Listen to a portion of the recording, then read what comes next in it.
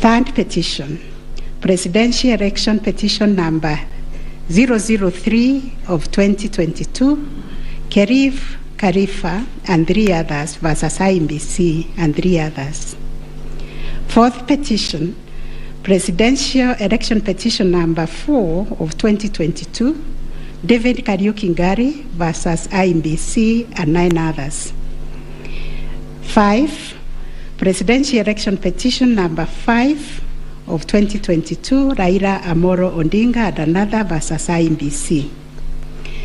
6, Presidential Election Petition number 6 of 2022 by Moses Kuria and others versus Honorable Raila Amolo Odinga and 4 others named as interested parties.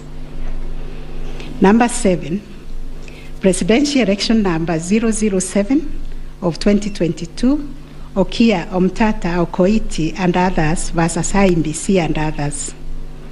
Number 8, petition number 008 of 2022, Julia Nyokabi Chege and others versus IEBC and 3 others.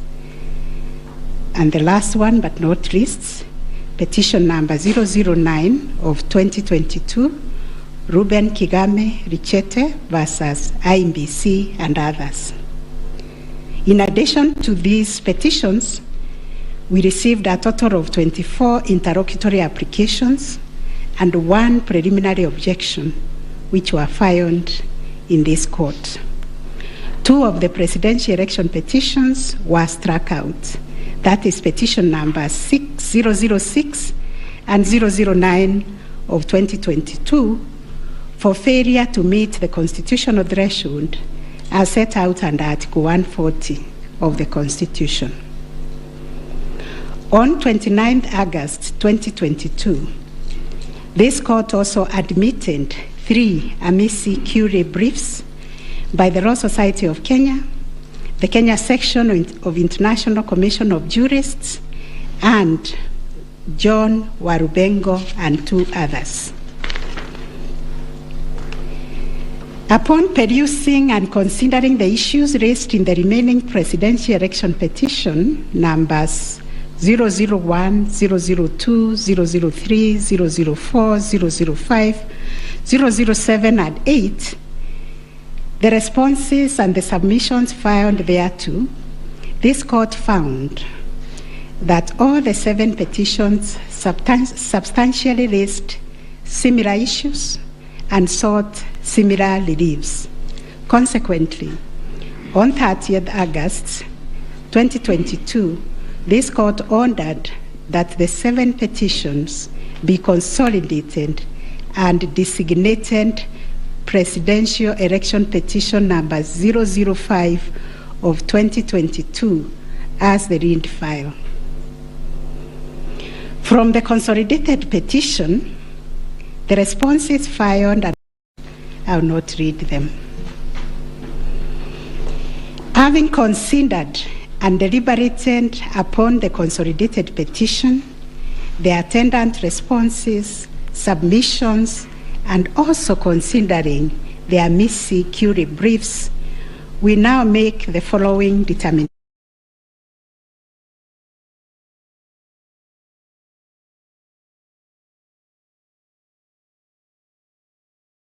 Of the 2022 general elections met the standards of integrity, verifiability, security, and transparency to guarantee accurate and verifiable results.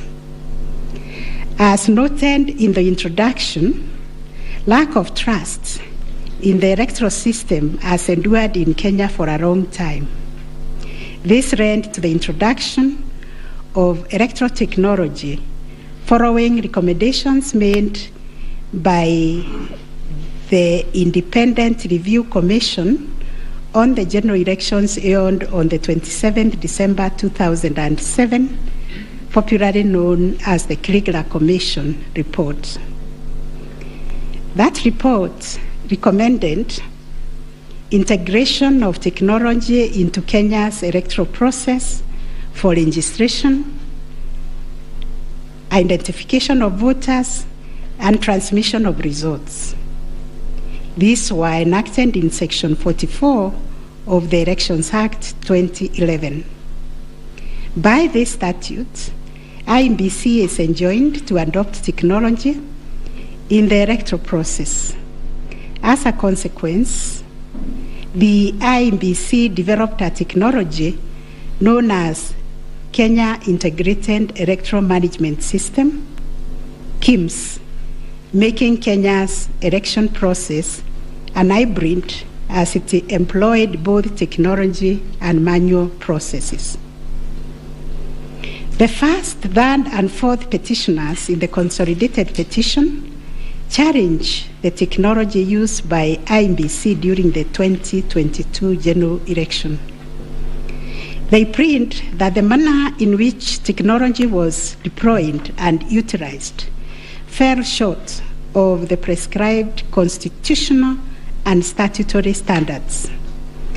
As regards the audit of the register of voters, they urge that IEBC, pursuant to its elections operations plan, committed itself to conducting an audit of the register of voters by 31st March 2022. To the contrary, they arrange it only publicly availed the audit report on its website on 2nd August 2022, which was only 7 days to the elections.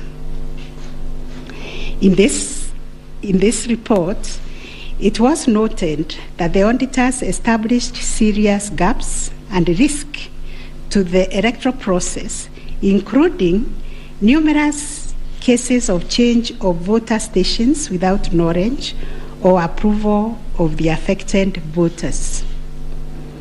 Grant of voter update privileges in IEBC, IDMs, to 14 user accounts and related to voter registration.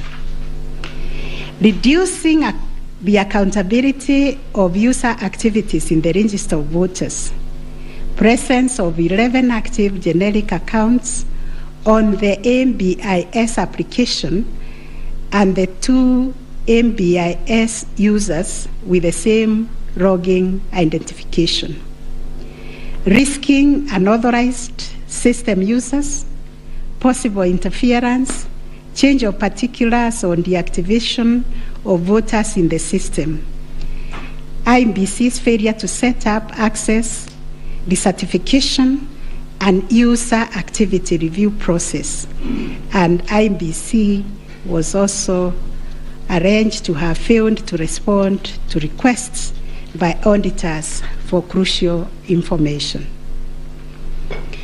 On the integrity of the technology deployed, it was the case for the seventh petitioner that in order to comply with Article 86 of the Constitution and Section 44 of the Elections Act, the technology deployed must be simple, accurate, verifiable, secure, accountable, and transparent.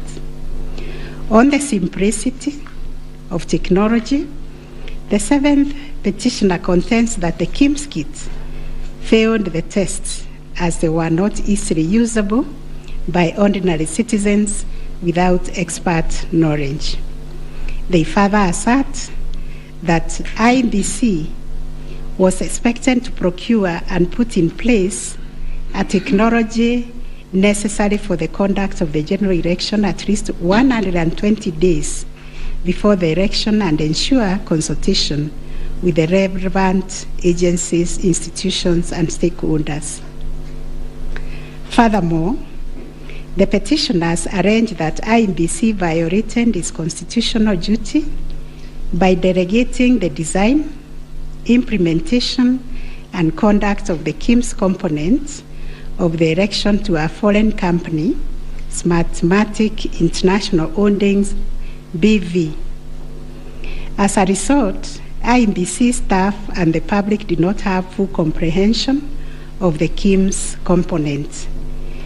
They conclude, therefore, that IEBC abdicated and surrendered its role to conduct elections to Smartmatic, and that IEBC vigorously fought any attempt to subject Smartmatic's activities to accountability and transparency, including the safeguards required by Regulations 61, 69, and 75 of the Elections General Regulations 2012. In response, IEBC has submitted that the electoral system met the constitutional threshold, that all the necessary information was accessed only by the authorized persons. The information was accurate, complete, and protected from malicious modification, either by authorized or unauthorized persons. IEBC maintained an audit trail on activities related to information, and that the information was available and could be authenticated through the use of various security features. In further response, IEBC contended that they engaged KPMG on 7th April 2022 to conduct an audit of the register of voters, which was submitted on 18th June 2022. In addition, it issued a briefing on the report on 20th June 2022, summarizing the thematic areas therein and disclosing its findings as well as actions taken to remedy the issues identified. It also conducted its annual audit in compliance with Regulations 11 and 12 of the Election Technology Regulations 2017, and a certification of compliance issued to it on 3rd August 2022. IEBC relied on sworn affidavits by Michael Uma, Moses Sunkuri, and Hussein Majan on 26th August 2022, which were to the effect that it published the interim report by KPMG on 8th June 2022 and embarked on remedial measures aimed at effecting the recommendations ahead of publication of the final report. It was ascertained that it could not publish the full final audit report, as doing so would compromise the integrity and security of the electoral technology system, considering the provisions of the Data Protection Act, which imposes a duty to protect the data of Kenyan voters.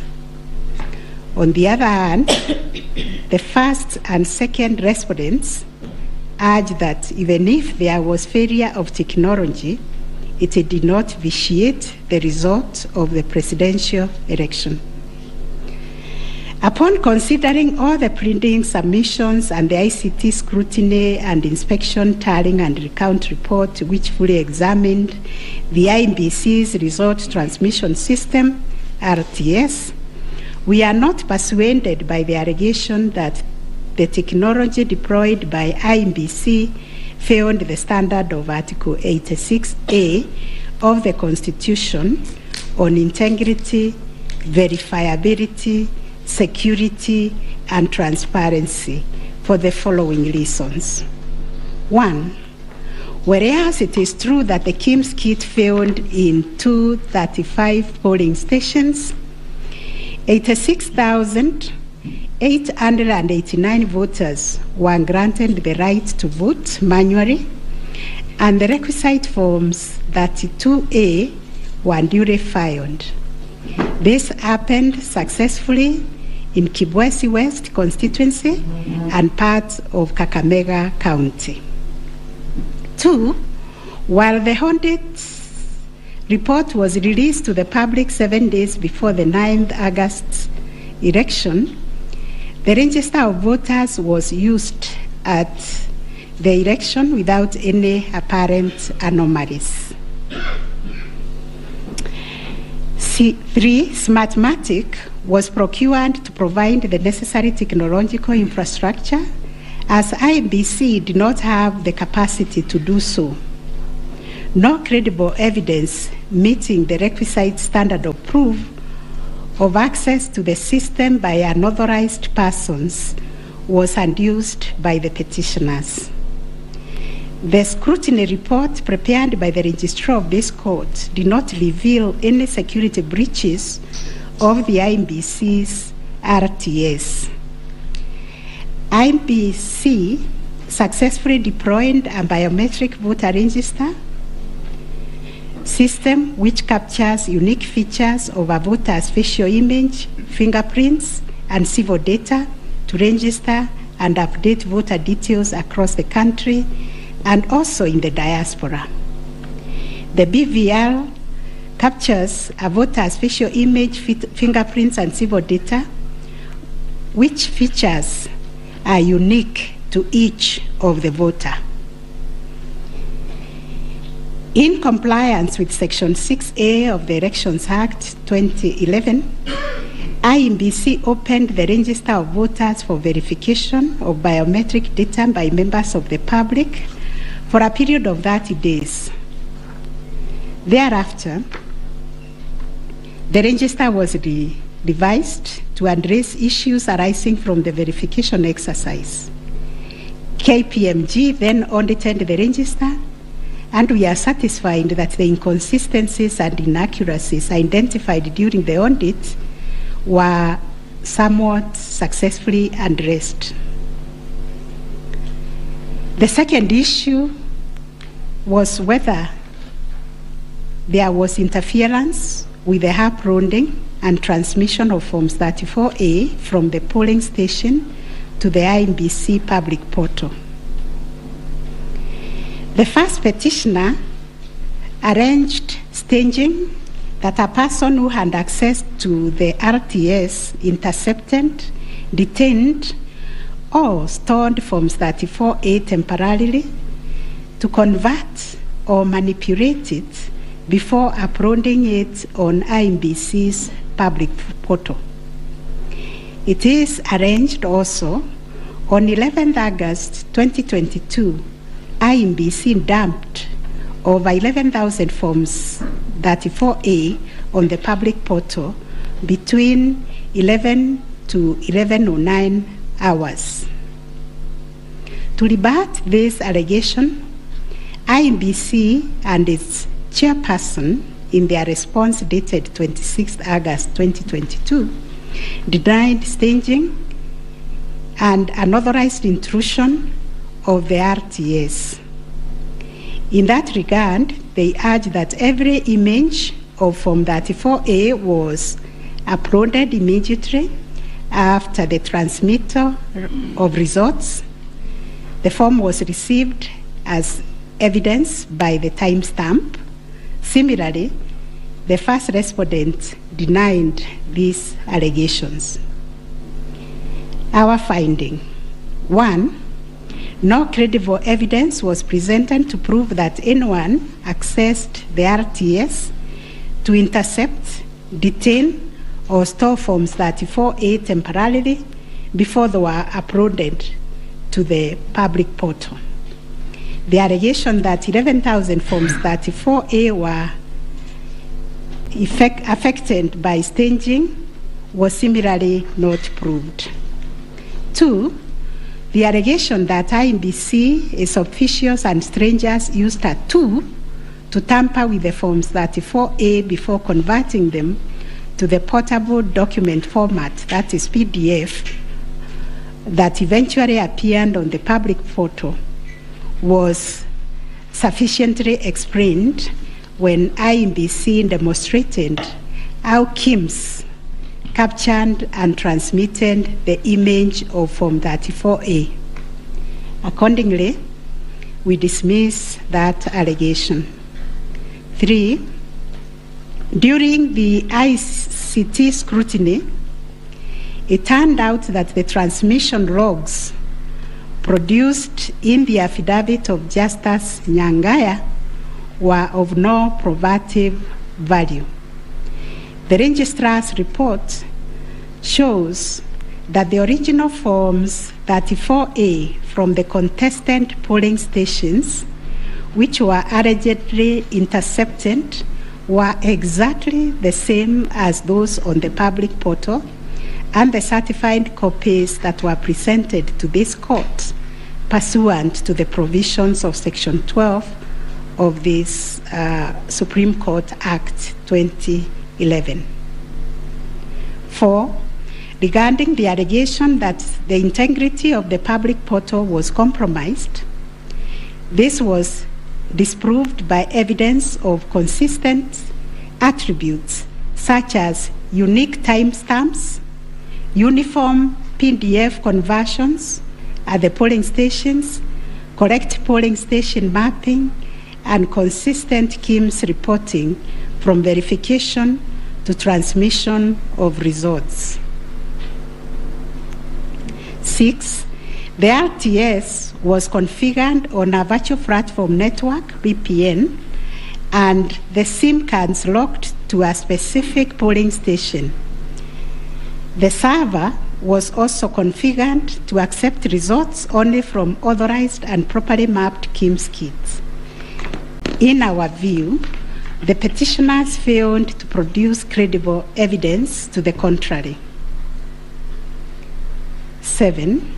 A review of some of the logs presented as evidence of staging showed that they were either from logs arising from the 2017 presidential election or were outright forgeries. In our considered view, there was no evidence of a man-in-the-middle server configured to the IEBC's VPN network, and no evidence was produced to show that the chairperson of IEBC and staff were part of the arranged conspiracy to stage the transmission process. 9. Whether there was a difference between Forms 34A uploaded on the IEBC public portal and the Forms 34A received at the National Tallying Center and Forms 34A issued to the agents at the polling stations. On this issue, the first petitioner's case was that there was deliberate manipulation and tampering with Forms 34A, as demonstrated in the affidavits, to the effect that votes were being deducted from the first petitioner and being added to the first respondent. To support this petition, evidence was contained in the affidavits of Honorable Martha Karua, sworn on 21st August 2022, Celestine Anyango Opio, Arnold Ochieng Oginga, and John Mark Githongo, which was sworn also on 21st August 2022, and a further affidavit sworn on 28th August 2022. Dr. Nyangasi also swore an affidavit on 21st August 2022, and so was Martin Papa, to support that allegation of handing and subtraction of votes. On the other hand, IEBC and its chairperson urged that all Forms 34A transmitted to IEBC portal were not interfered with or manipulated. Further, that the Forms 34A signed at the polling station and issued to the agents were identical to the Forms 34A uploaded on the public portal and delivered to the National Tallying Center at the Bomas. It was contended that in any event, IEBC used the original physical Forms 34A to tally, verify, and declare the presidential election results. This court ordered scrutiny of the forms from the 41 polling stations outlined in the affidavit of Celestine Opio to ascertain the allegation of interference. And this is our finding. 1, there were no significant differences captured between the Forms 34A appended on the public portal and the physical Forms 34A delivered to Bomas that would have affected the overall outcome of the presidential election. B, no credible evidence was presented to support the allegation that Forms 34A presented to agents differed from those uploaded to the public portal. The report by the registrar of this court confirmed the authenticity of the original forms in the sampled polling stations. The affidavits of Celestine Opio and Arnold Ochieng Oginga, while containing sensational information, were not credible, as the registrar's report confirmed that all the Forms 34A attached to those affidavits and purportedly given to them by the agents at select polling stations were significantly different from the originals, certified copies, and those on the public portal. The purported evidence of Celestine Opio and Arnold Oginga, sworn in their respective affidavits, are not only inadmissible, but are also unacceptable. It has been established that none of the agents on whose behalf the forms were being presented swore any affidavit, that there is nothing to show that they had instructed both Celestine and Arnold to act for them, yet the two have gone ahead to depone on matters that are not within their knowledge. This court cannot countenance this type of conduct on the part of counsel who are officers of the court. Though it is elementary learning, it bears repeating that affidavits filed in court must deal only with facts which an opponent can prove of his own knowledge, and as a general rule, counsel are not permitted to swear affidavits on behalf of their clients in contentious matters like the one before us, because they run the risk of unknowingly swearing to falsehood and may also be liable to cross-examination to prove the matters deponed. We must remind counsel who appear before this court, or indeed before any other court or tribunal, of the provisions of sections 113 and 114 of the Penal Code that swearing to falsehoods is a criminal offense, and two, that it is an offense to present misleading or fabricated evidence in any judicial proceeding. Section 114 of the Penal Code states, and I quote, "Any person who swears falsely or makes a false affirmation or declaration before any person authorized to administer an oath or a declaration upon a matter of public concern, and at such circumstances that the false swearing or declaration, if committed in a judicial proceeding, would have amounted to perjury, is guilty of a misdemeanor." One of the most serious losses an advocate may ever suffer is the loss of trust by judges for a long time. Such conduct amounts to interference with the proper administration of justice. The contents of the affidavit of John Mark Githongo, which may contain forgeries, are also dismissed for not meeting the evidential threshold. Those averments contain no more than incredible and hearsay evidence. No admissible evidence was presented to prove the allegation that Forms 34A were fraudulently altered by a group situated in Karen under the direction of persons named in the affidavit and video clip attached to it. As a matter of fact, these two affidavits amount to double hearsay and incapable of being proved at each of the rears. We turn to Form 34A for Gacharaigo Primary School, which was sensationally presented by Madam Judy Soweto, advocate, to show that one Jose Camango accessed the RTS and interfered with the result contained therein. This also turned out to be no more than hot air, and we were taken on a wild goose chase that yielded nothing of probative value.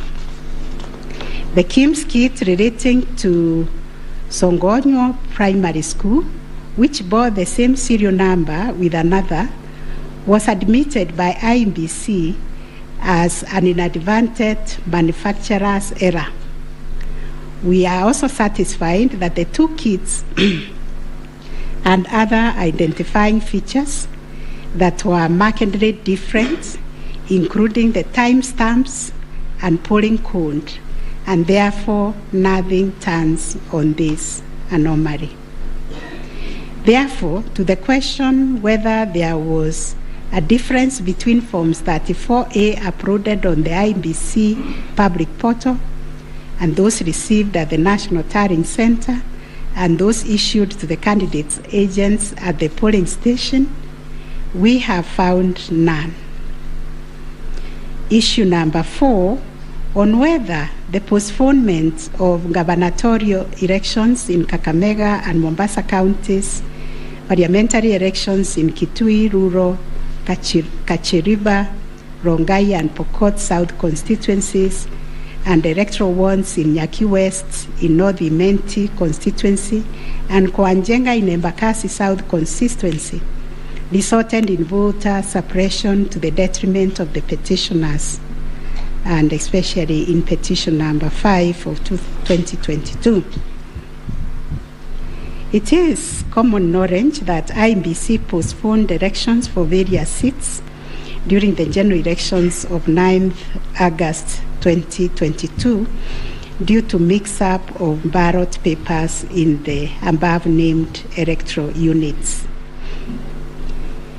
It is the combined case of the first and second petitioners that, in terms of Articles 136, 2A, 177(1), and 181, as read with Article 1 of the Constitution, the chairperson of IEBC had no jurisdiction to postpone elections in those areas.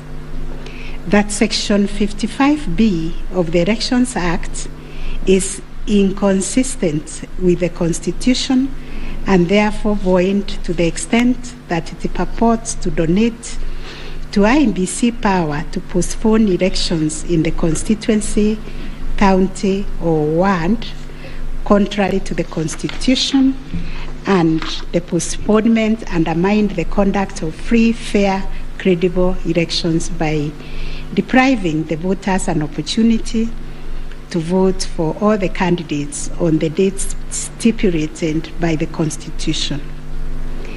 The petitioners further contend that the postponement of elections and the overall effect of suppressing voter turnout in the electoral units in question, which was prejudicial to him. Both the first and third petitioners also believe that elections were deliberately postponed in Kakamega and Mombasa counties. It was arranged that these areas are considered to be first petitioner strongholds, and as such, the postponement of elections worked to his disadvantage and handed that benefit to the second respondent. These assertions were denied by IEBC and its chairperson. They, however, admitted that they experienced confusion with the printed ballot papers and explained that they only discovered the mix-up on the eve of the election when the ballot papers were being distributed to the polling stations. That as a practice, ballot papers can only be opened on the eve of the election day to avoid any mischief, and that by the time the mix-up was discovered, it was logistically impossible to print and replace the ballot papers in time for the elections. For this claim to succeed, it must be demonstrated first, IEBC had no authority in law to postpone the elections, and secondly, that the postponement was deliberate and calculated to suppress voter turnout so as to affect the result by reducing the petitioners' overall votes. We've looked at the provisions of Section 55B of the Elections Act, which provides for circumstances when elections can be postponed in a particular electoral unit, including in cases of emergency. We are therefore satisfied that on the basis of the foregoing provision, the third respondent and the requisite power to postpone election in the constituencies, counties, and wards in question. Concerning the allegation of voter suppression, we note that voter suppression is generally recognized as a political strategy which takes many forms, but whose practical effect is ultimately to reduce voting by deliberately discouraging or preventing targeted groups of people from exercising their right to vote and thereby to influence the outcome of an election. It therefore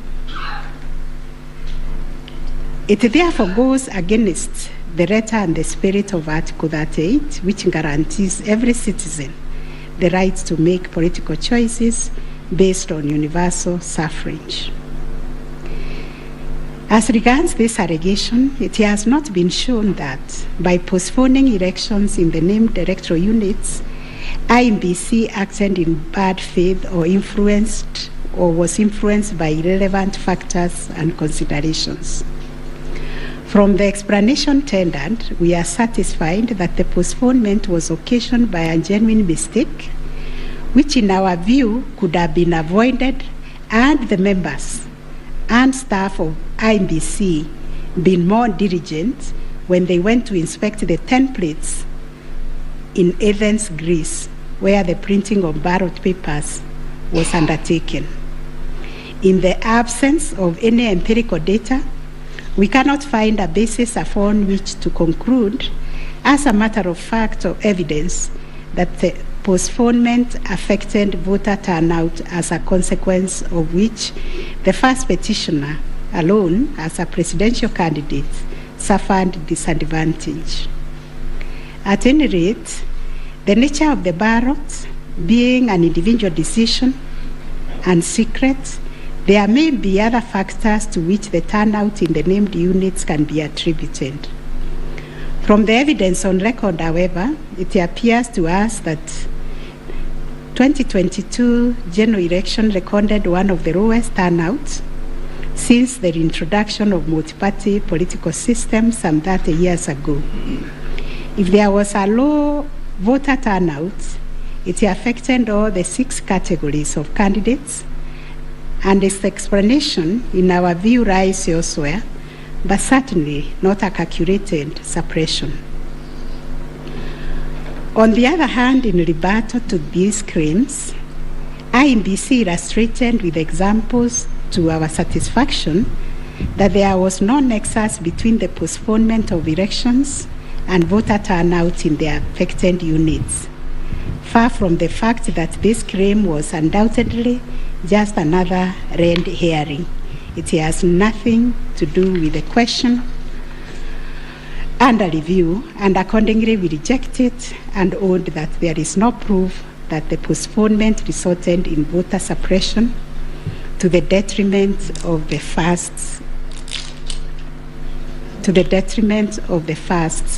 petitioner. Whether there were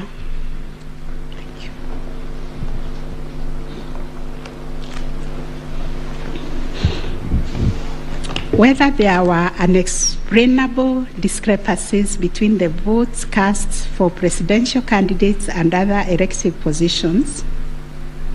Issue number 5.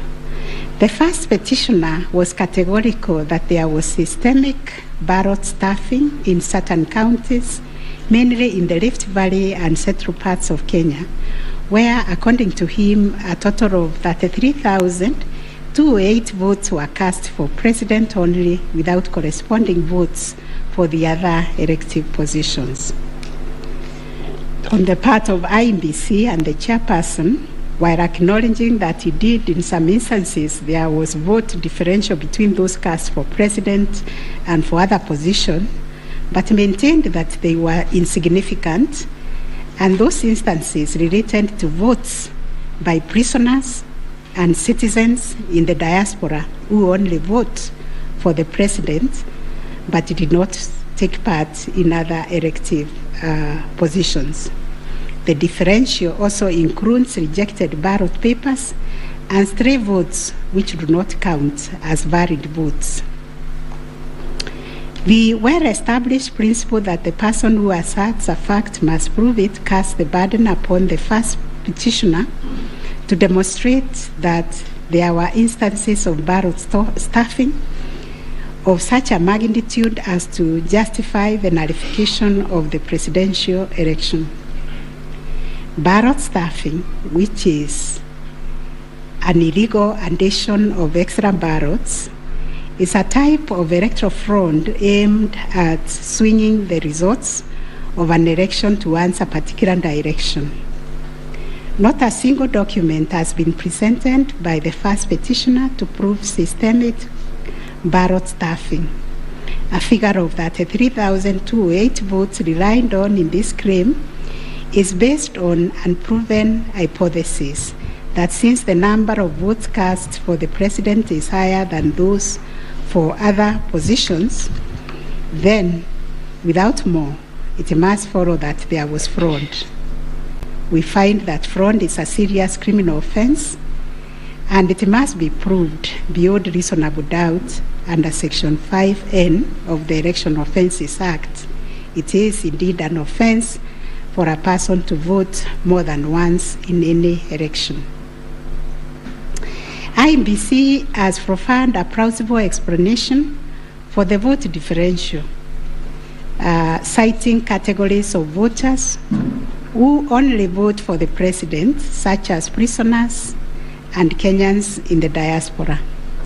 There were an insignificant number of stray votes whose combined effect cannot justify nullification of the election.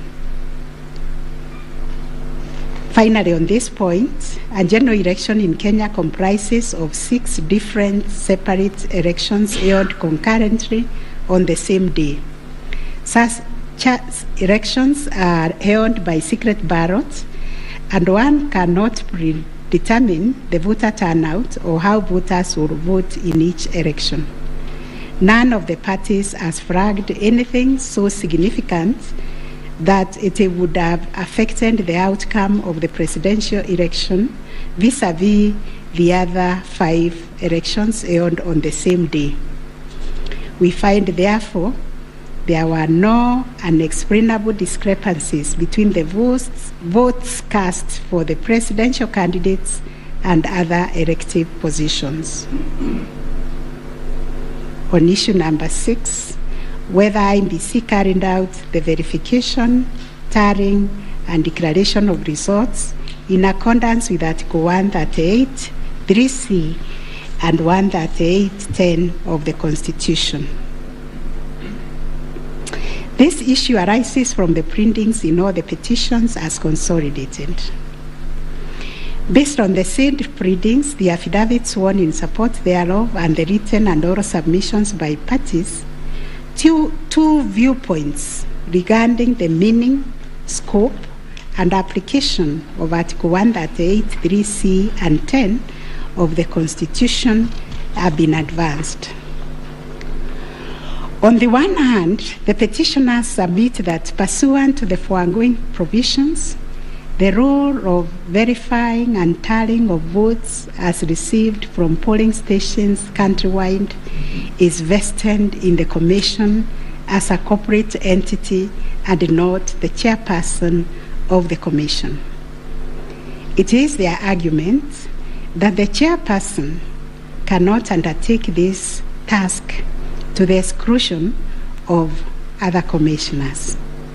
They submit that the language of Article 138(3)(c) does not envisage a situation where the chairperson can arrogate to himself unfettered authority to verify and tally the results at the National Tallying Center without involving the other commissioners. Such action, they contend, would not only be unconstitutional, but would be sufficient ground without more to nullify an election of a president-elect.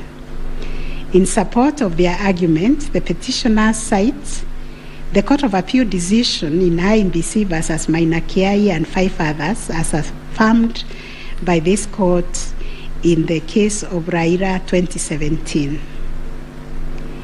The petitioners further submit that Regulation 87.3 of the Election General Regulations is unconstitutional to the extent that it purports to vest the power of verification and tallying in the chairperson of IEBC.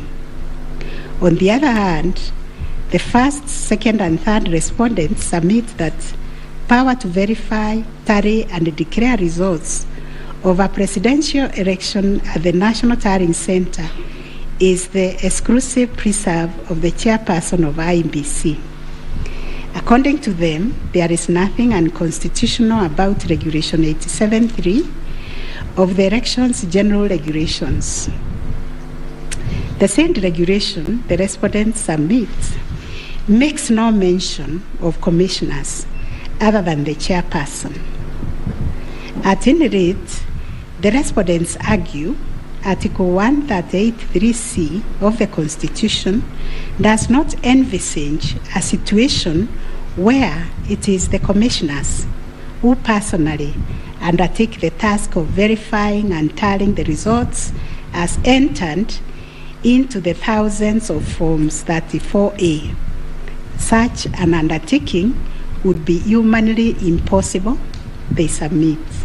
For good measure, the respondents submit that Section 11A of the IEBC Act provides that the chairperson and members of the Commission are responsible for the formulation of policy and strategy of the Commission and oversight. In their view, the Act does not contemplate a situation where commissioners would be directly involved in the verification and tabulation of presidential election results. The task of verification and tallying, as stated by the respondent, is executed by the staff of the Commission under the direction and supervision of the Commission Secretary, who in turn reports to the chairperson. As to whether the chairperson acted unilaterally in verifying and tallying the presidential election results at the National Tallying Center, the petitioners claim that indeed this is what happened. It is the petitioner's case that the chairperson published an illegal Gazette Notice number 4956 of 2022, in which he designated himself as the presidential returning officer, a position unknown in law and the Constitution.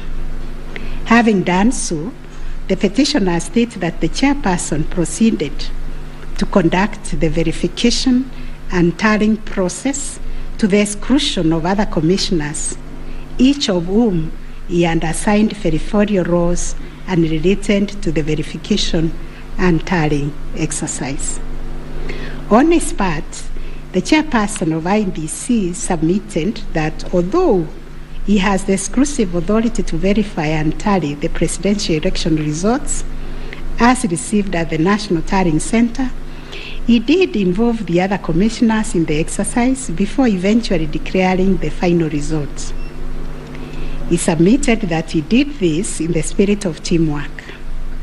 The chairperson of IEBC states that indeed the 4 commissioners were involved in the preparation of the 9th August general elections from the time of their swearing into office all the way to the verification and tallying of results at the National Tallying Center until they withdrew from the exercise just when he was set to declare the final result. Having considered all the parties' submissions, we find that pursuant to Article 138(3)(c) of the Constitution, The power to verify and tally presidential election results as received at the National Tallying Center vests not in the chairperson of IEBC, but in the commission itself. The latter carries out this exercise through its secretariat staff, technical personnel, and any other persons hired for that purpose under the oversight and supervision of the chairperson and the other members of the commission. In line with this court's decision in Raila Amolo Odinga versus another versus IEBC and two others, as reported in 2017 Kenya Law Report, popularly known as Raila 2017, and the Court of Appeal decision in IEBC versus Maina Kiai, we also find that the chairperson cannot arrogate to himself the power to verify and tally the results of a presidential election to the exclusion of other members of the commission.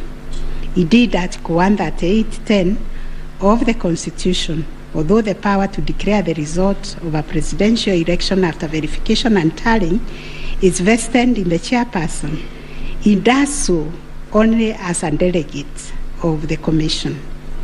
Consequently, to the extent that Regulation 87(3) of the Elections General Regulation purports to vest the power of verifying and tallying presidential election results as received at the National Tallying Center solely on the chairperson to the exclusion of other members of the commission, the same is contrary to and inconsistent with the provisions of the Constitution.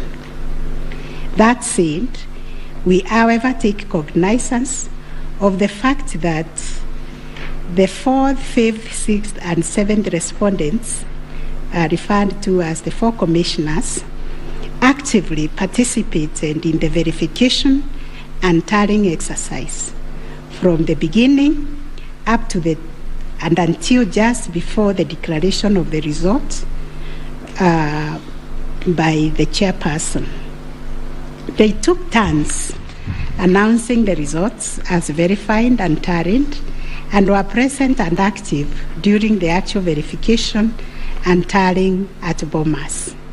An example is when one of them, Justice Nyangaya, stood on the podium to announce to the public results and also announced an adjustment that had been occasioned by errors of tabulation. The events of 15th August 2022, therefore, came as a surprise. As the public waited for the chairperson of IEBC to declare the final result, sporadic violence broke out at Bomas. The violence swiftly was contained by the security forces, but there was unexpected drama as 2 different factions of the commission began to emerge. Kenyans found themselves watching an appalling split-screen scenario on their television sets. On one part of the screen was the chairperson readying himself to declare the results in accordance with Article 138(10) of the Constitution.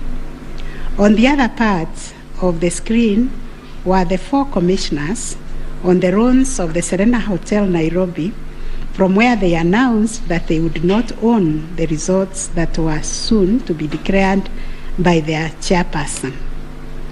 The 4 commissioners informed the public of their rejection of the yet-to-be-announced results, terming them opaque due to the manner in which the chairperson had been conducting the verification and tallying exercise. In his affidavit dated 25th August 2022, Justice Nyangaya averred that the chairperson's actions during the tallying and verification exercise at Bomas made it difficult to ascertain the total number of votes cast and the actual number of votes attained by each candidate, so as to enable him authoritatively state the commission and declared accurate results. All the petitioners have anchored their arguments for the nullification of the 9th August presidential election in Taharia on the walkout from the Bomas by the 4 commissioners. They contend that by rejecting IEBC's results on grounds of opaqueness of the verification and tallying process, they called into question the credibility of the entire election. They further submitted that being in the majority out of the 7-member commission, their view should prevail and the election should be nullified. It is the petitioner's argument, therefore, that a dysfunctional commission cannot deliver a credible election. We note that apart from their 11th hour denunciation of the verification and tallying process and their averments regarding the conduct of the chairperson, the 4 commissioners have not placed before this court any information or documents showing that the elections were either compromised or that the result would have substantially differed from that declared by the chairperson. Critically, they have not explained why they participated in a verification process when they knew that it was opaque up until the last minute. Indeed, at the Serena Hotel press briefing, the 4 commissioners acknowledged that thus far the entire election had been managed efficiently and credibly. The chairperson on his part did not make matters any better by maintaining a stoic silence, even as things appeared to be falling apart. All this, in our view, points to a serious malaise in the governance of an institution entrusted with one of the monumental tasks of midwifing our democracy, an institution that obviously needs far-reaching reforms, of which we shall say more in our detailed reasons. But are we to nullify an election on the basis of a last-minute boardroom rapture, the details of which remain scanty and contradictory between the chairperson of the commission and some of its members? In the absence of any evidence of violation of the Constitution and our electoral laws, how can we upset an election in which the people are participating without hindrance, as they made their political choices pursuant to Article 38 of the Constitution? To do this would be tantamount to subjecting the sovereign will of the Kenyan people to the quorum antics of IEBC. This we cannot do. Clearly, the current dysfunctionality at the Commission impugns the state of its corporate governance, but does not affect the conduct of the 2022 election. In view of the foregoing, we are satisfied that notwithstanding the divisions apparent between the chairperson and the 4 commissioners, IEBC carried out the verification, tallying, and declaration of results in accordance with Article 138(3)(c) and 10 of the Constitution. Issue number 7, whether the declared President-elect attained 50+1 of all the votes cast in accordance with Article 138 of the Constitution.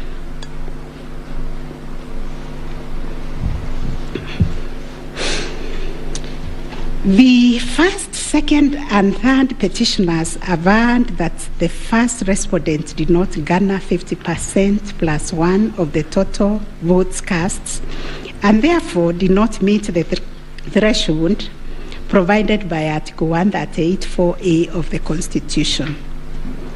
They anchored their claims on the basis that in order to determine whether a candidate has attained 50%+1 of the votes cast, this ought to be calculated based on the total number of votes cast, excluding rejected votes.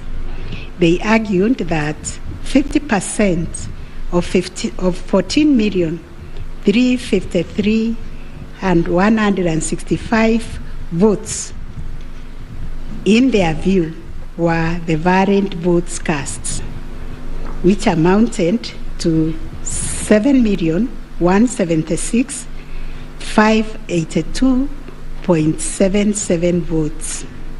They therefore contended that by attaining 7.176,141 votes, the first respondent did not meet the constitutional threshold to be declared president-elect. Supporting the claim that the first respondent did not meet the 50+1 constitutional threshold was the sixth petitioner. His contention was founded on the backdrop of a press briefing issued by the chairperson of IEBC after the official closure of voting on 9th August 2022. According to the sixth petitioner, the chairperson of IEBC announced that the voter turnout was 65.4% of the total number of registered votes based on the verification of the KIEMS kits which were functional during the process of voting. In addition, the sixth petitioner urged that the voter turnout of 65.4% did not include some 238 polling stations where the KIEMS kit had malfunctioned, necessitating use of the manual register.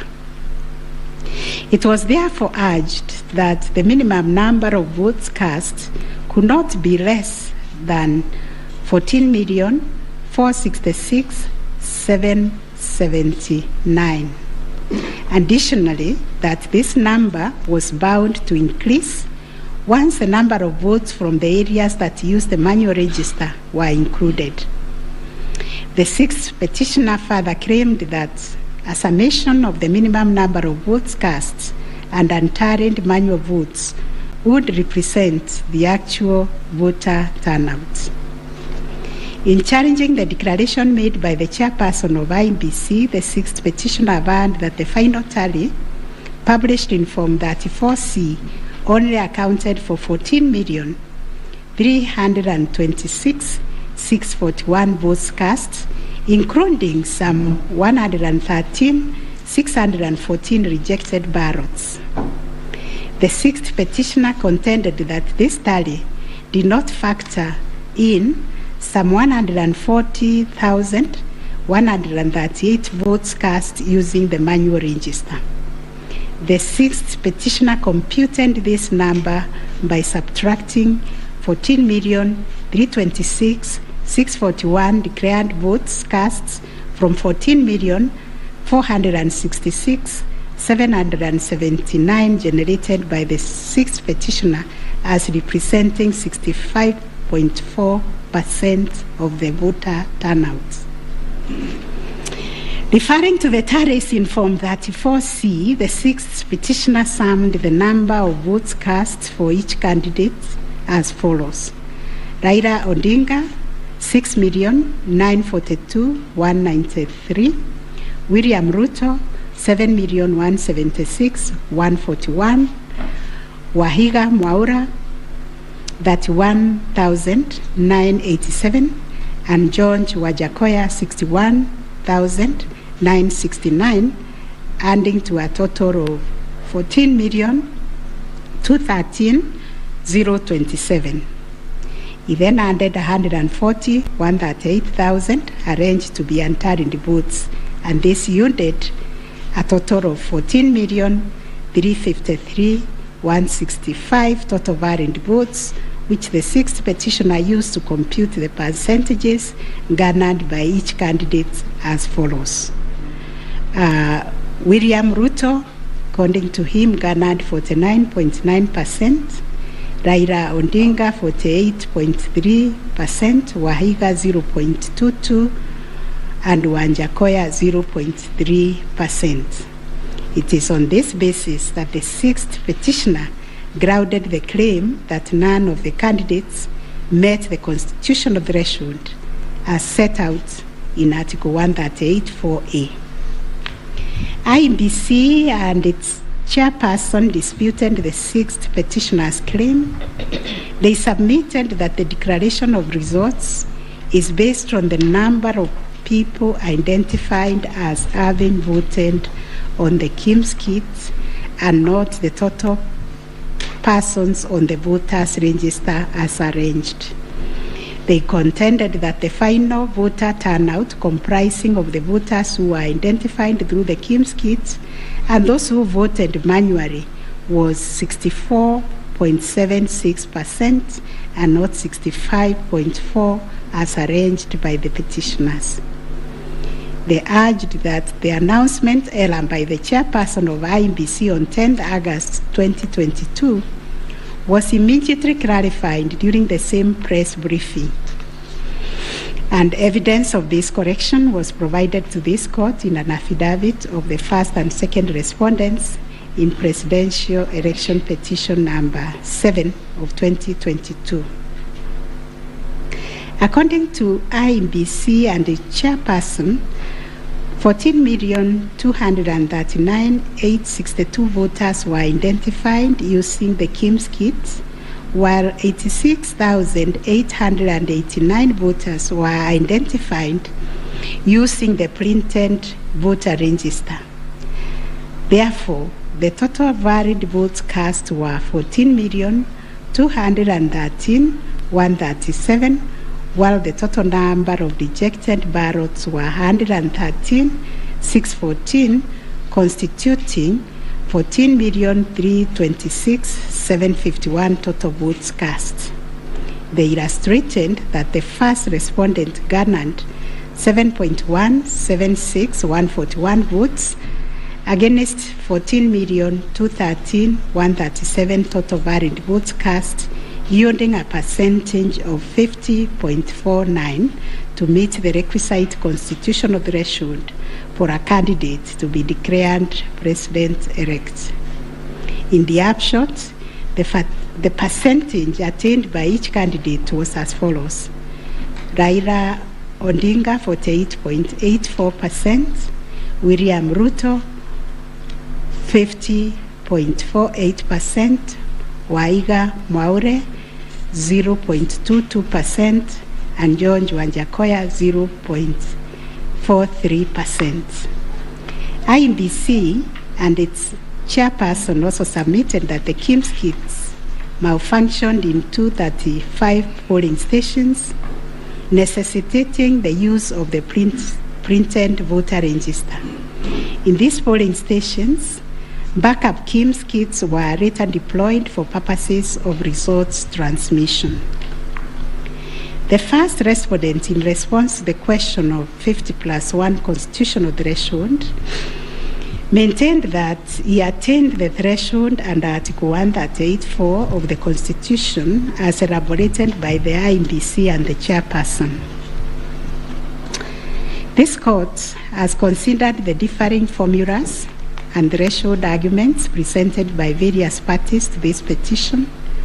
While the first, second, and third petitioners raised pertinent questions connected to this issue, we shall address them together with those of the sixth petitioner, who has addressed and focused on the issue as specifically framed in detail.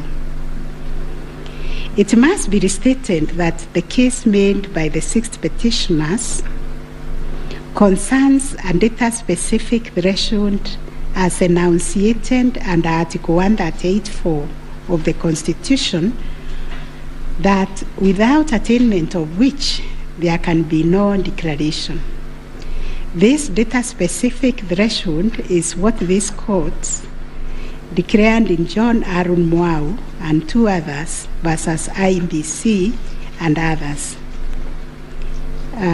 Petitions numbers 2 and 4 of 2017, consolidated, referred to as the ultimate yardstick for determining the winner in a presidential context. In Raila Odinga and 5 others versus IEBC, petition number 5, 3, and 4 of 2013, this court asserted that rejected ballot papers do not constitute a vote cast to be included in calculating the final tally in favor of our presidential candidates. We are not persuaded by amicus curiae's brief, that is Law Society, who attempted to persuade us to consider our position on this finding. We reiterate that rejected votes cannot be taken into account when calculating whether a presidential candidate attained 50% plus one of the votes cast in accordance with Article 138(4) of the Constitution. Similarly, in the same Raila 2013 case, the court further laid down the parameters of burden and standard of proof in electoral disputes. More specifically, the burden and standard of proof required in disputes challenging the outcome of a presidential election. And this is what the court said, I quote, "In the case of data-specific electoral requirements, such as those specified in Article 138(4) of the Constitution, for an outright win in the presidential election, the party bearing the legal burden of proof must discharge it beyond any reasonable doubt." The question that follows was whether the petitioners challenging the attainment of 50% plus one constitutional threshold and the computation by the sixth petitioner in general met the standard of proof settled by this court in Raila 2013 case. The premise of the sixth petitioner's percentage computation was a press briefing made by the chairperson of IEBC on 10th August 2022, when the evidential burden shifted to IEBC and its chairperson, as it does in election cases. They produced video evidence correcting the percentage voter turnout to read 64.6 at the time of the briefing. This percentage, however, did not include reports from all the KIMS kits and 86,889 voters who were identified manually using the printed register of voters.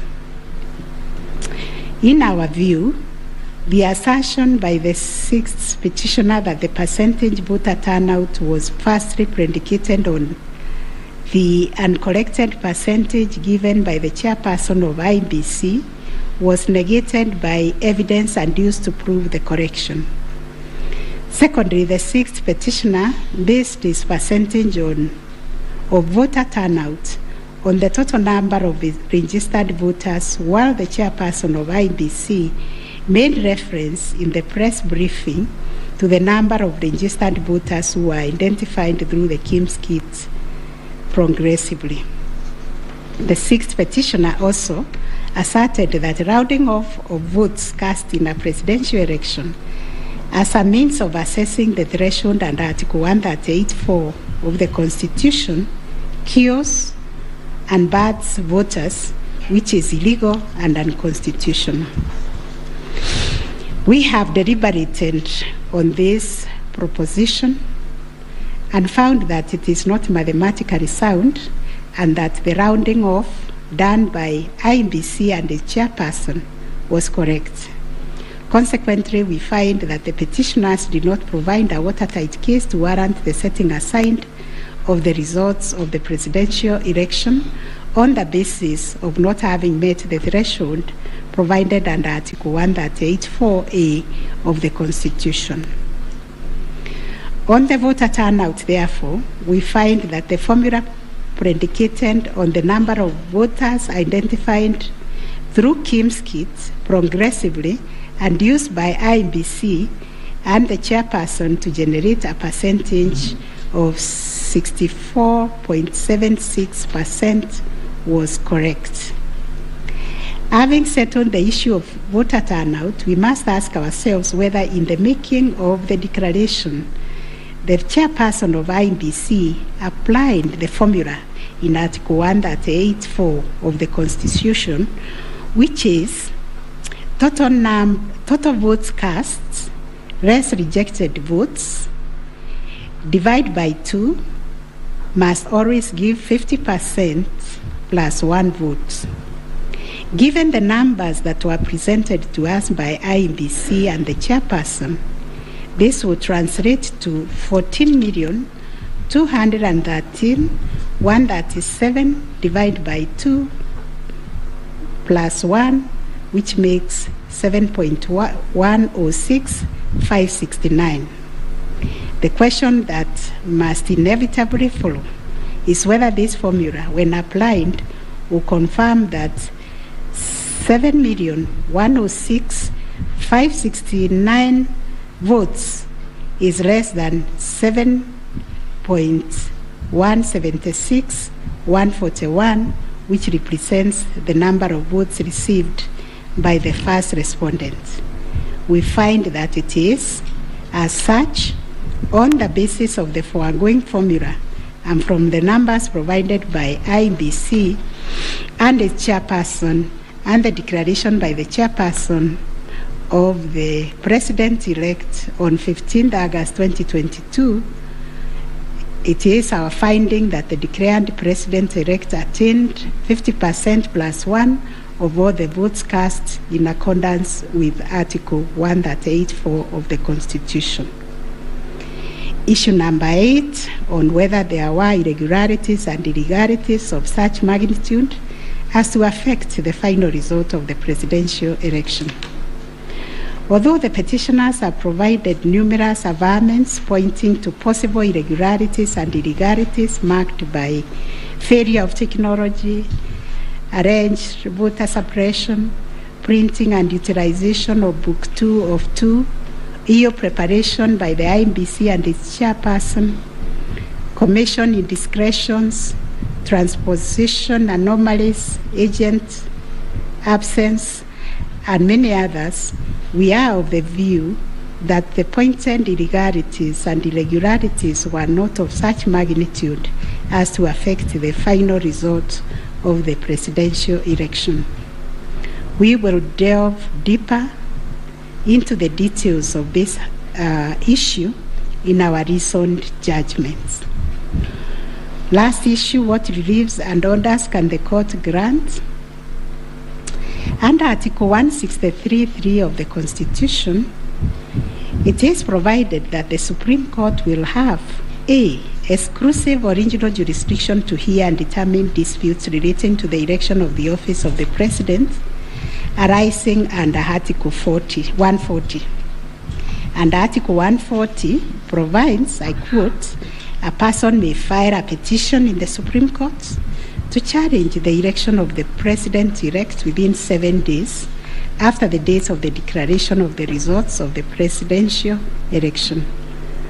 2, within 14 days after the filing of a petition under Clause 1, the Supreme Court shall hear and determine the petition, and its decision shall be final. If the Supreme Court determines the election of the President-elect to be invalid, a fresh election shall be held within 60 days after the determination. In exercising its jurisdiction pursuant to these provisions, the court sits as an election court with a mandate to determine the validity or otherwise of the election of the President-elect.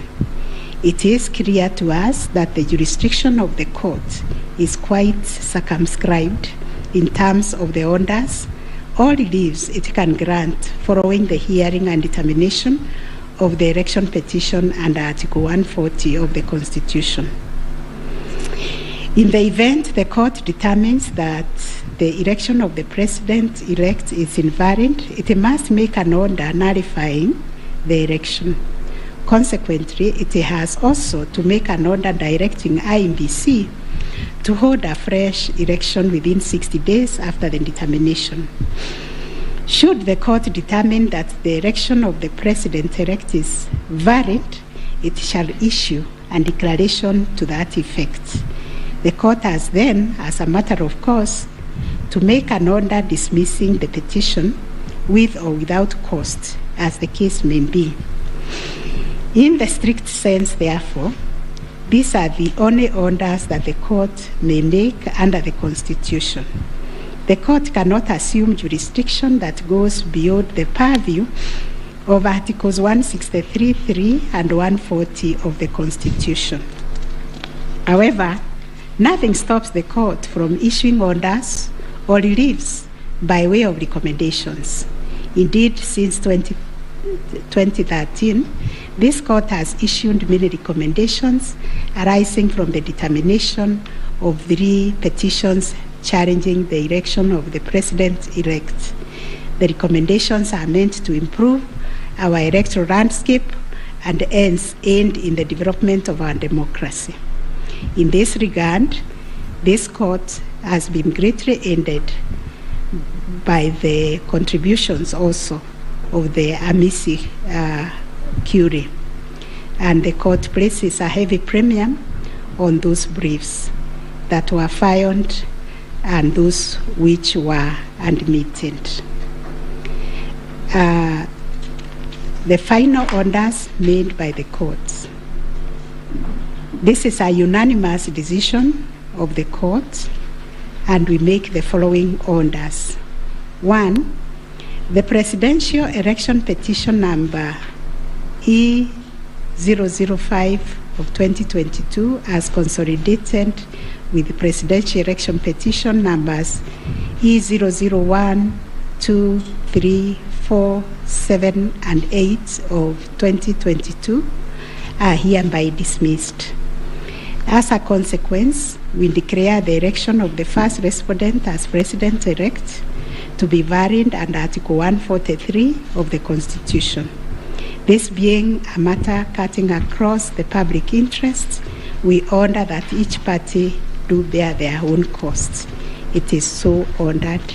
And finally, the court has asked me to also acknowledge, although we'll do it in the long draft, the enormous contribution made by counsel in these proceedings, and also the orderly way the counsel, all the advocates and parties conducted themselves. They remained seated throughout the proceedings. That is the judgment of the court, a unanimous one. We shall issue a media summary to help the media summarize the case. I think that is all. Thank you very much for coming.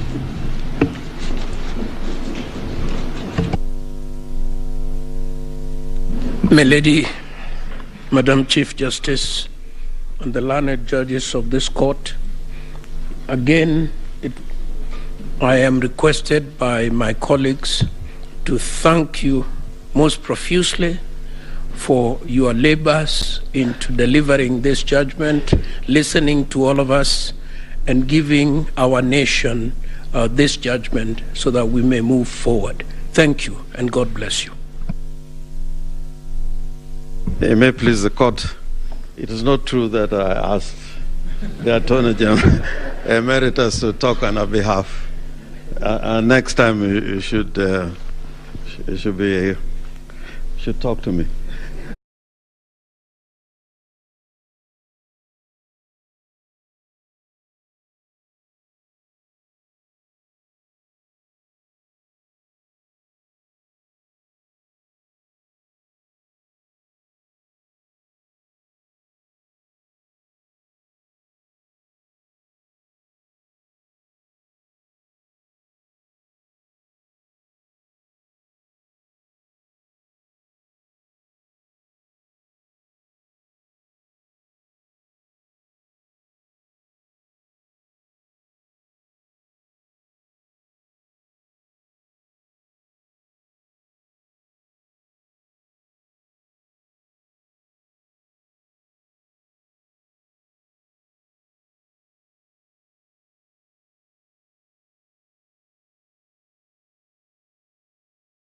Thank you. I call upon Mr. Eric Theuri to come and make his remarks. It is also his birthday. I would have sung happy birthday for him.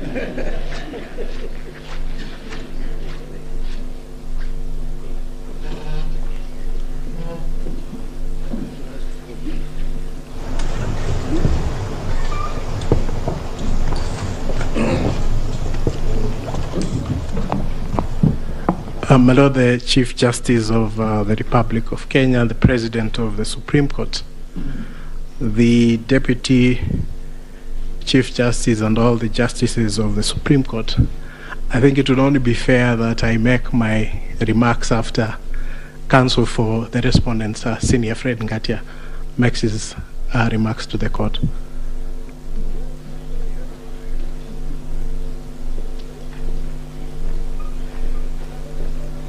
Madam Chief Justice, thank you very much. It's so kind for the President to acknowledge that age goes before youth. Mine is to thank the Court, to thank my learned friends for the effort we all expended. We thank this Court for clarifying certain issues, and we look forward to a less corrosive 2027. Thank you very much.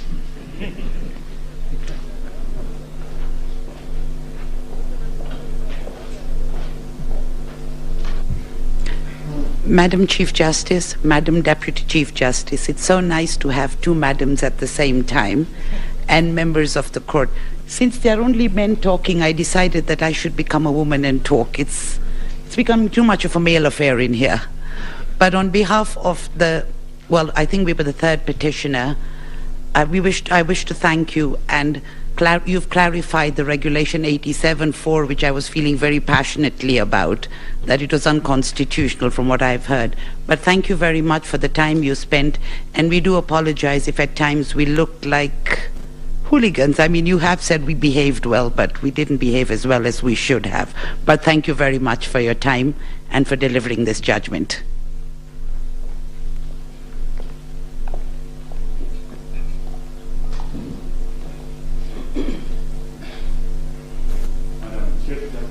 Madam Chief Justice, Madam Deputy Chief Justice, members of the court, I, on behalf of Attorney General, take this opportunity to thank you most sincerely for a great job done and for the courage to clearly define the limits of the law, which will help us empower IEBC on the way forward, and hope that this might be the last of the petitions after elections, once we carry out a proper elections based on your guidelines. Thank you.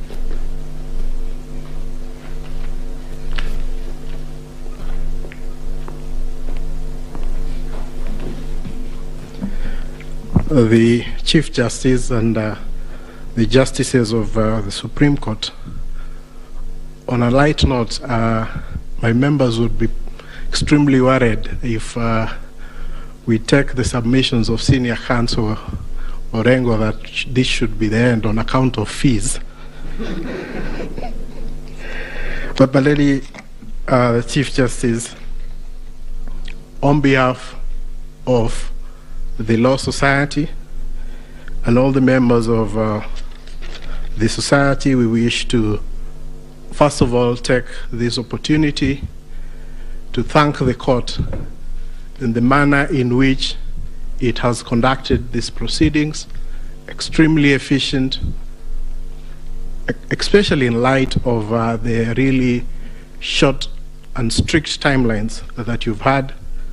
But the management of the proceedings, the manner in which the court adopted a somewhat inquisitorial nature to the conduct of these proceedings is something that as a society we have noted, and we wish to commend the court, and we do hope that the other courts, as they determine any petitions, election petitions that will go before them, will similarly adopt such inquisitorial attitude, so that we try and really enrich the process that these proceedings intend to achieve.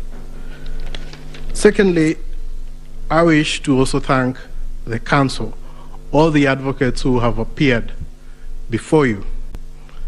They have demonstrated extremely high standards of decorum and courtesy, and have also demonstrated a flair for persuasion of the court, including the use of PowerPoints, and of course the now famous Pinky Pinky Ponky mimic. But all that really, I'm sure, has demonstrated, especially to the younger members of the society, how to conduct themselves before the court and how to really prepare a persuasive brief. And we thank all the advocates who appeared before this court for the good work that they have done. And of course, as a society, we feel extremely proud that they have been able to raise the profile of the advocates in this country a notch higher from their presentation. So, my lady and my lord, it's not lost to us that at the end of these proceedings, and once we are able to get your judgment after 21 days, that it is democracy and the Kenyan people who are the winners.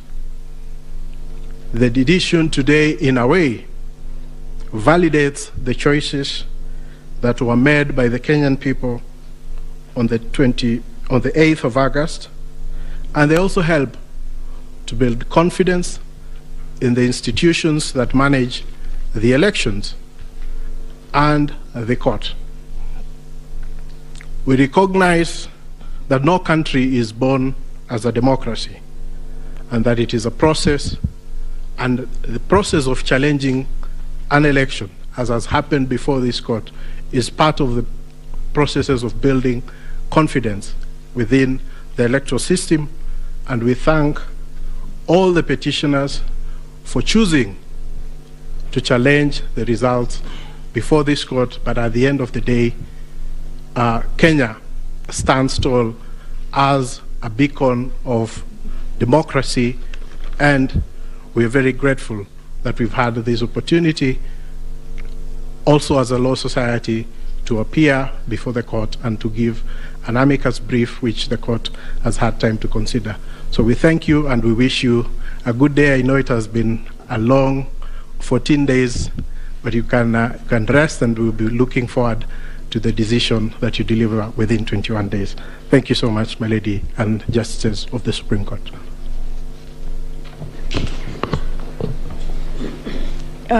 Thank you, Mr. President. I have been asked by the President of our court to react to your submissions, and in so doing, I am obliged to say that we are truly humbled by the statements that you have just made. More humbled because those statements come from both sides of the divide. And thank you for appreciating what we have to do within a very short while. Thank you for appreciating that it wasn't our wish that we were doing what we were doing. We were doing the wish of the Constitution of Kenya 2010, the laws of the Republic, the facts of the cases that you placed before us, and the evidence in rebuttal. We know that, and we have repeatedly said this, the President and I, whenever we have had time to talk to you in other fora, that we are incomplete without this side of the bar.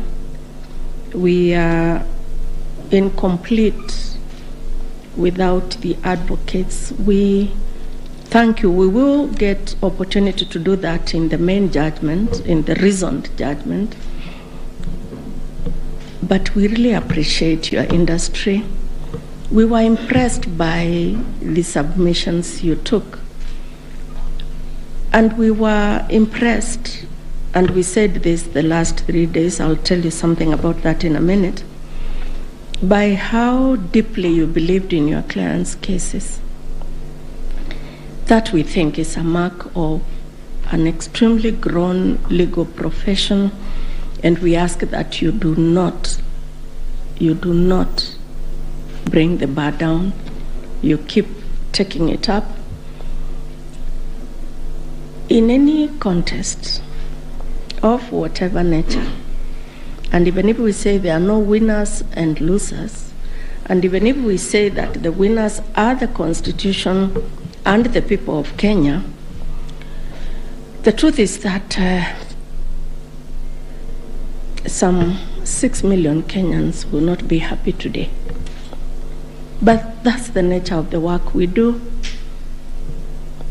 What we hope, and we hope you can advise your clients and our brothers and sisters that are the Kenyan people, that that is what was expected. One side had to win, one side had to be in total or a great extent of compliance with the Constitution and electoral law than the other side. That's how we saw it. We thank you very much. We, the 7 of us, have not slept since we parted company on Friday. I think it is showing on our faces. And we thank you that you appreciate that we work under difficult circumstances, especially because of time. As ground rules, we agreed when we left you here on Friday that we would not pick any of your calls. A lot of you called us, but we just couldn't pick your calls. And I hope you understand that we couldn't. We saw that you were trying to call us, but we just could not pick the calls. I hope you understand. And now if you allow us, again, on behalf of these 7 men and women, thank you very much for appreciating what we have to do. Thank you for giving us the honor to serve this country in these capacities. And let's hope that we can continue to grow our democracy this way. And thank you very much for everything you also do for the country. And now you allow us to go home and sleep. Thank you. The court is adjourned.